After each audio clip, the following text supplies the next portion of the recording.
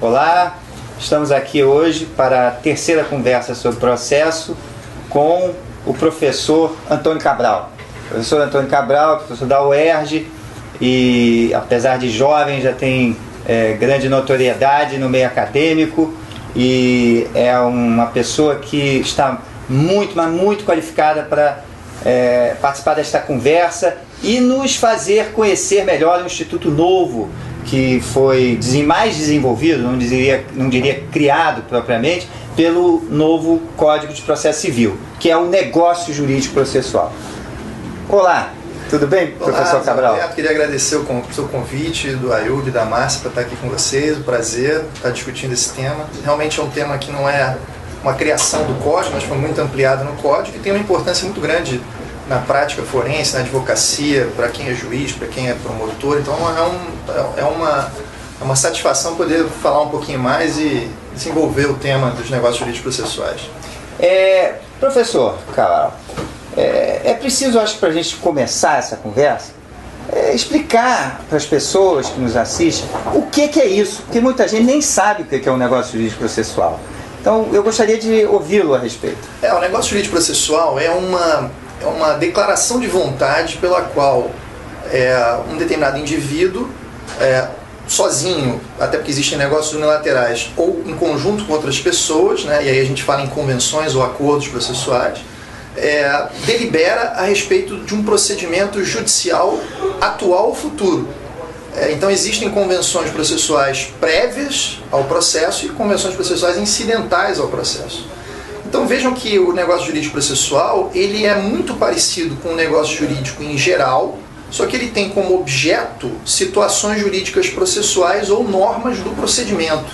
Então é algo muito parecido com o que a gente sempre teve acostumado a ver na arbitragem, mas existente para o processo estatal. Então quando existe um litígio levado perante um juízo estatal, as partes poderem desenhar o procedimento que elas entendem mais adequado para a solução no caso delas.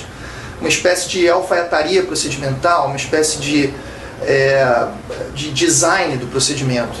E os negócios jurídicos processuais, eles permitem então uma adaptabilidade do procedimento como nunca antes se viu.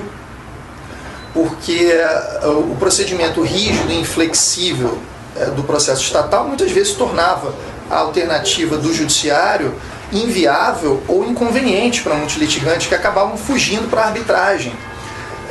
E agora a gente tem uma alternativa que pode tornar inclusive o processo judiciário mais interessante para muitas disputas que antes eram levadas à arbitragem, disputas que talvez não tenham um valor tão elevado assim, e a gente sabe que a arbitragem custa muito caro, só na largada do pagamento de árbitro, aí dependendo da câmara arbitral ou do contrato que você tem, da cláusula compromissória, pode-se na largada gastar 200, 300 mil reais só com pagamento de árbitro. Então, em disputas que têm um valor que não seja tão elevado, talvez seja interessante desenhar um processo judicial mais enxuto, adaptado às necessidades das partes e com custo bem menor, porque já se elimina esse custo inicial da arbitragem. Como você mesmo colocou, Zé Roberto, o negócio jurídico processual é muito antigo, ele existe desde o direito romano. O Código de Processo Civil de 2015 ele ampliou muito os negócios processuais típicos, aqueles que são previstos especificamente no Código. Hoje a gente tem expressamente no CPC convenção processual para a escolha do perito, convenção processual pela qual as partes determinam qual é a norma que deve ser aplicada, né, inclusive norma estrangeira, ou pela qual as partes excluem a aplicação de certas normas pelo juiz, né, dizendo, olha, certas normas o juiz não vai aplicar, no nosso caso. Isso está tudo expresso no Código. A gente tem escolha de mediador, a gente tem hoje acordo processual para modificar prazo peremptório. Então o Código ampliou muito esses acordos processuais tipificados, né, previstos expressamente. E o que o Código fez também foi reproduzir uma cláusula que já existia no CPC de 73, no artigo 200, e colocar uma cláusula geral no artigo 190, que é muito ampla. Então todo mundo que está nos assistindo, se for consultar o artigo 190 do Código, vai ver que é uma cláusula muito ampla, que permite às partes negociarem diversos aspectos do procedimento pela sua manifestação de vontade. Então hoje, num contrato, quando a parte vai celebrar um contrato, ao lado das disposições, um contrato de compra e venda, por exemplo, ao lado das disposições referentes à descrição do bem, do preço, das formas de pagamento, aspectos referentes ao direito material, pode-se abrir um capítulo posterior no qual as partes vão estabelecer o procedimento judicial futuro caso aquele contrato não seja cumprido e o litígio venha a transbordar no judiciário. Então é uma programação judicial, por assim dizer, ex ante, do litígio que a gente nem sabe se vai surgir. Então você me perguntou inicialmente o que é um negócio jurídico processual. Então o negócio jurídico processual é isso. As partes, por declarações de vontade unilaterais ou bilaterais, determinando o formato e as regras de um procedimento futuro. Isso é um negócio jurídico processual. Agora, eu queria também chamar a atenção por que o negócio jurídico processual representa. Eu acho que eu tenho dito isso há muito tempo, me chamo muito para falar sobre esse tema. Eu tenho dito que as convenções processuais, elas representam uma verdadeira revolução. Elas são uma tendência mundial, uma tendência crescente, tanto nos países de common law, quanto nos países de civil law, tanto nos países latinos quanto nos europeus. É uma tendência crescente e é um caminho sem volta. Me parece que é um caminho sem volta. É um caminho que vai nos levar a um processo que no futuro vai ser predominantemente negociado. As partes não aguentam mais ineficiência, então elas querem adaptar o procedimento judicial às suas necessidades. E esse movimento, ele é revolucionário, no meu modo de ver, por dois motivos. Por vários, mas eu queria destacar dois. Os negócios jurídicos processuais, as convenções processuais, elas são revolucionárias, de um lado, porque o processo começa antes do processo. O processo hoje começa no planejamento contratual. Quando se celebra um contrato, ou qualquer instrumento de base negocial, ali já começa a previsão do processo futuro. E vejam, hoje, você está na advocacia há muito tempo, tem larga experiência em contencioso e em arbitragem, você sabe disso. Hoje muitas empresas são surpreendidas por cláusula compromissória e foram assessoradas por bons escritórios de advocacia quando celebraram um contrato. Aí dá o problema, surge o litígio e tinha uma cláusula compromissória. Não lembrou que tinha, não era interessante e colocou lá.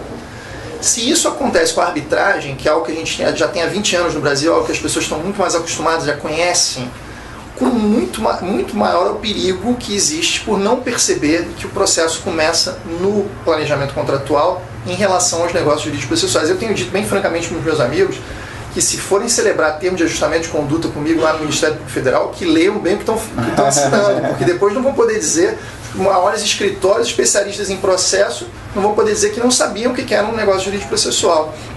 Aliás, essa é uma questão interessante, porque muitos de nós estranhamos um pouco o negócio jurídico processual, mas em todo contrato que nós já assinamos na nossa vida, e provavelmente em todo contrato que nós vamos assinar em toda a nossa vida, até aqueles de papelaria, eu brinco nesse sentido, contém pelo menos uma convenção processual, que é um foro de eleição. O foro de eleição é uma convenção processual. São as partes no contrato definindo a competência territorial para o processo futuro, que é um processo que pode não vir a acontecer se o contrato for cumprido. Então, e essa lógica. Então, eu acho que o processo negociado, os negócios processuais, as convenções processuais são revolucionários porque o processo começa antes do processo. Um aspecto. E o segundo aspecto é que hoje as convenções processuais permitem um rearranjo das relações entre direito material e processo. Algo que a gente sempre estudou dentro da ideia de instrumentalidade, a ideia de que o processo não pode ser algo, um fim em si mesmo, formalidades não podem ter um valor em si, elas devem ser sempre pensadas, tendo em vista os objetivos que se querem atingir. Agora, esse rearranjo acontece porque a norma processual e a situação jurídica processual virou uma mercadoria.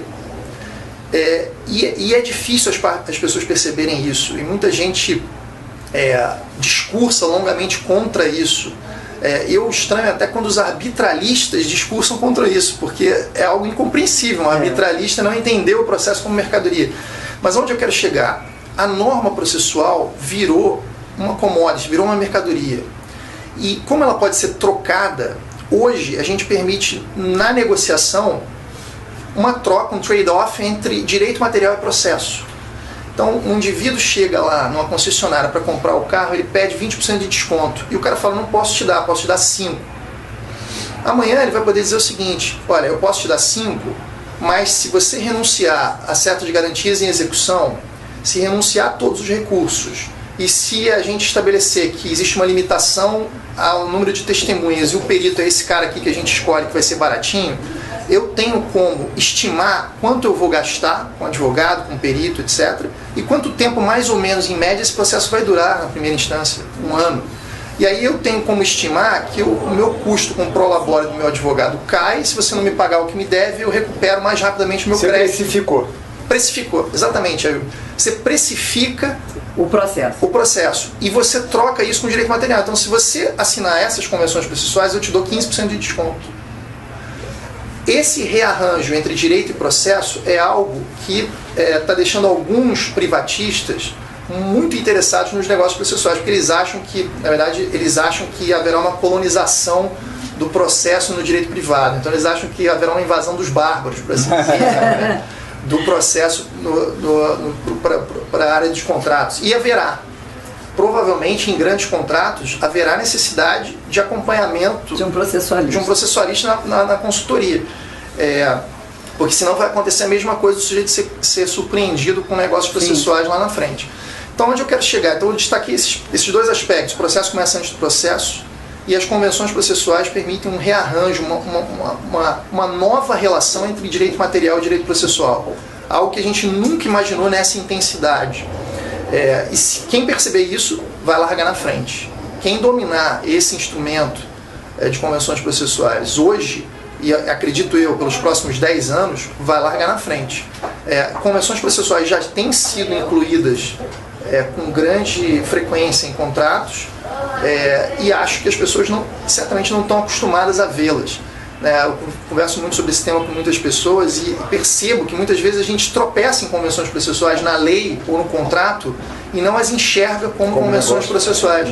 Então veja, no CPC de 73, com o qual todos nós trabalhamos durante décadas e as pessoas que nos assistem também devem ter trabalhado durante muito tempo, tinha convenção processual para suspensão do processo, tinha convenção processual para modificação de prazo, tinha convenção processual para modificação de ônus da prova.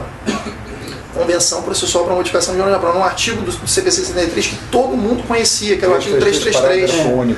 No parágrafo único ele dizia que as partes podiam mudar.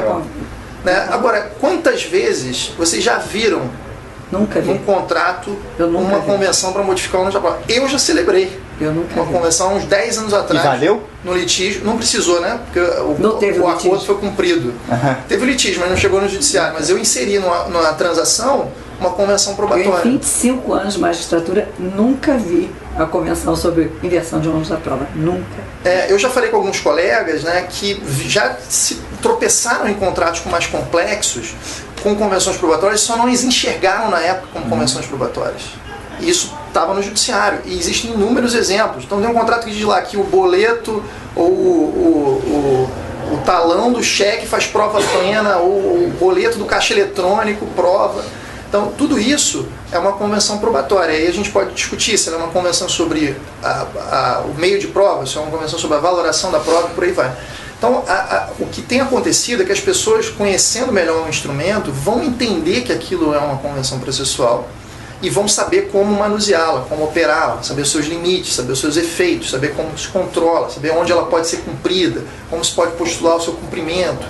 Então, quem dominar esse instrumento certamente vai largar na frente. Professor, eu vou pedir permissão, em primeiro lugar, para parabenizá-lo em público em razão da sua filhota que nasceu semana passada. Obrigado. Deus dê muita saúde, tá? Obrigado. E que consiga dormir. Não vai conseguir nunca mais, né? Porque isso é natural. Você, pai. Agora, praticamente a sua fala esgotou tantas questões que eu queria, mas não todas que eu queria falar. Eu sou plenamente favorável aos negócios, não os vejo como novidade. Realmente isso aí foi alargado e muito no Código de Processo Civil 2015. Agora, tem algumas críticas, mas antes eu falo, o processo é um instrumento de resultado. No passado, nós tínhamos no processo alguma coisa que servia para esbarrar na prestação jurisdicional ou não prestá-la.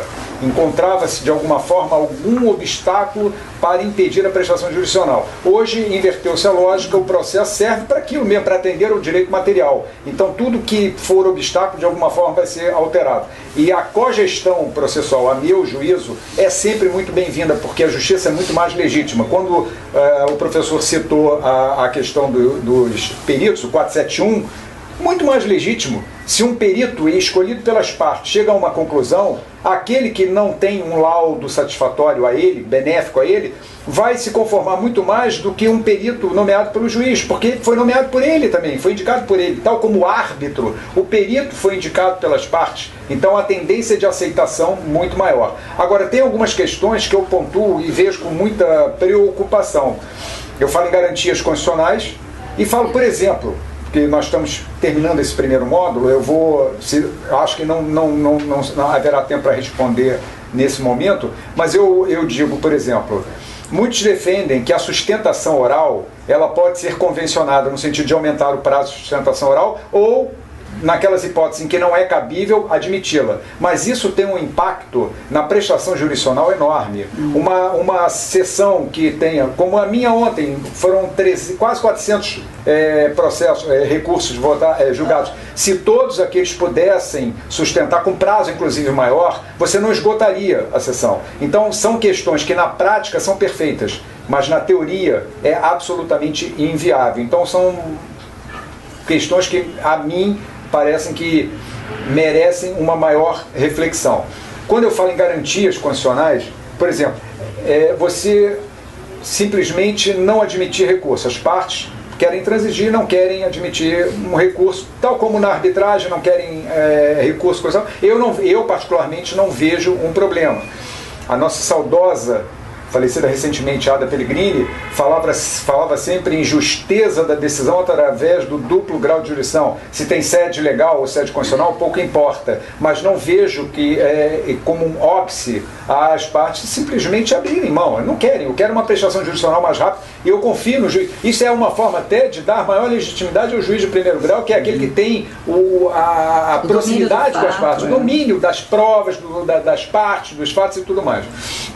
Agora, eu queria que falasse, não sei se agora será possível, eu creio que não, pelo tempo, mas essa questão pontual de que alguns defendem, não sei a sua posição sobre isso, de aumentar o prazo para a sustentação oral ou permiti-la quando a lei não permite. Essa é a minha indagação. Não sei se haverá tempo agora. Nesse bloco, acho que não vai dar tempo para a gente desenvolver esse trabalhar assunto. Essa questão aí, mas se vocês quiserem, a gente... A questão eu acho que é bastante interessante e ela abre a discussão sobre outras questões também que são correlatas. Então talvez seja melhor a gente falar no próximo bloco. Quer dizer, que eu acho que a gente pode dedicar a discussão a respeito dos limites da liberdade de contratar negócio processual, que parece ser a grande questão. Não há dúvida nenhuma, hoje o negócio jurídico processual é uma realidade, está reconhecido no artigo 190 do novo Código de Processo Civil.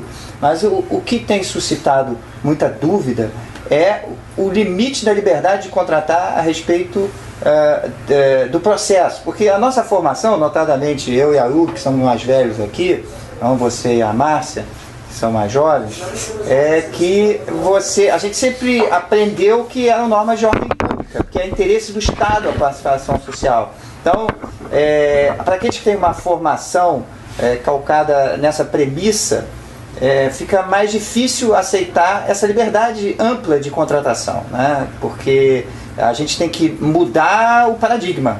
E é uma mudança radical. E a gente está falando de um sistema que está enraizado na cultura nacional. Tá? Então vamos falar mais sobre isso no próximo bloco. Ok?